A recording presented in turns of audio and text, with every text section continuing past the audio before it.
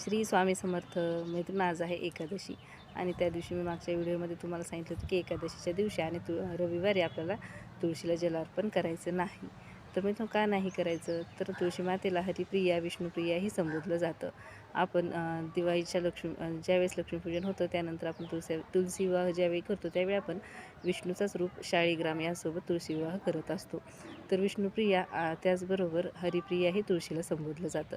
आणि एकादशी ही विष्णू भगवानांना समर्पित असते. त्यावेळी एकादशीच्या दिवशी आणि रविवारी तुळशी मातेचं विष्णूंचं व्रत असतं. निर्जला व्रत करीत असते तुळशी माता आपल्या विष्णू भगवानांसाठी.